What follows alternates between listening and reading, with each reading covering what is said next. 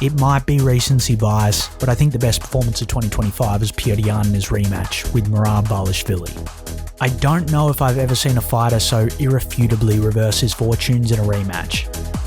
Yan's takedown defense was exceptional in the first fight, but from as early as the second round, you can see him wilting.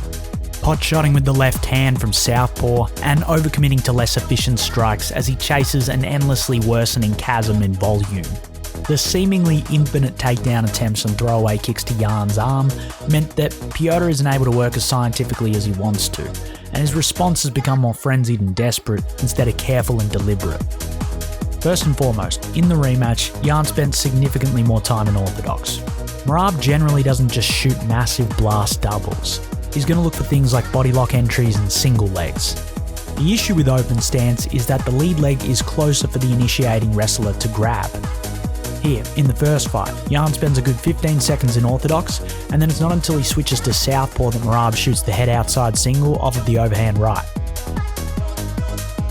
Now don't get me wrong, Merab's going to shoot takedowns no matter what stance you're in, but giving him the single leg more willingly isn't necessarily the best decision. As Yan got more comfortable in the latter 2 rounds of the rematch, he started to go back to southpaw and use it more effectively, but he wisely stuck to orthodox for most of the early going. Orthodox is also where his jab works best, and it was finding a home in the second fight. Not to mention his intercepting overhand rights, which he often follows through on to end up in a very low, crouched stance, enabling him to shoot underhooks or drape himself over Merab's back if he's met with a single leg attempt. Here, he doesn't even throw the overhand, but instead just slips deep to the outside to get his right tricep underneath Merab's chin and repel the takedown. The overhand slip also allowed him to shoot this slick double leg. When he does go southpaw, it's mainly just to blast the body and high kicks to the open side, which still allow him to maintain the requisite space necessary to keep Merab at bay. Occasionally, it's an inside low kick when Merab isn't expecting it. We also get this low line side kick, great for maintaining distance on a persistently active fighter like Merab. Yan also uses southpaw, as he has in many fights, to slip the straight right, catch a single collar tie, and come up with knees, uppercuts and hooks. Sometimes it's just to slip and keep the pressure high. And when he's feeling himself later in the fight, he goes back to his classic look, the southpaw straight into a shifting straight right. 2019 Petr Yan never left baby, he just evolved. Additionally, he had to deal with the front headlock. In the first fight, Merab repeatedly goes to the front headlock to stifle Yan, threaten knees to the head and body, and control the pace of the fight. This position was still used effectively by Merab in the rematch, but Yan cut down the amount of time stagnating here by a marked degree. He did well to maintain his posture, crown to the sky, which resulted in him getting the sick takedown in the third. Whilst Yan did avoid a lot of takedowns in the first matchup, he did spend a decent amount of the latter rounds either quad potting or just fighting the hands with his back to Merab solely to stay upright. In these positions, he isn't doing damage, he's not separating, and he's not winning favour with the judges. It's good takedown defense, but it isn't winning a fight against Merab Dvalishvili.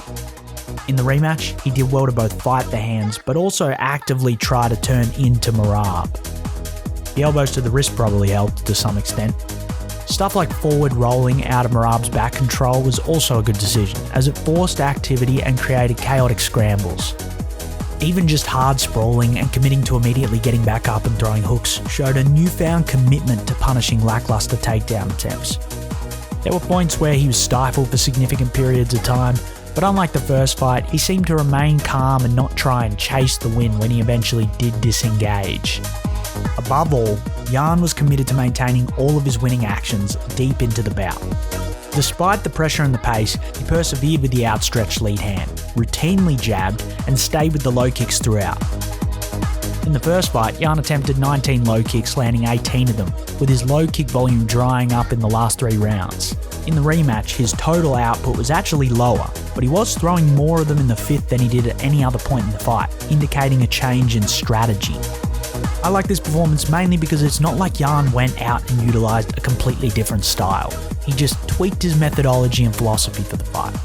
In the first meeting, it felt like he was trying to be perfect with his takedown defense, and it led to him having to play catch up the whole bout, which made the takedowns easier for Merab to hit. In the rematch, he seemed to come out with a damage-first mentality, which paradoxically resulted in him conceding even fewer takedowns than the first fight. Yan committed to changes on both the atomic and astronomic fronts, and it resulted in his best performance to date.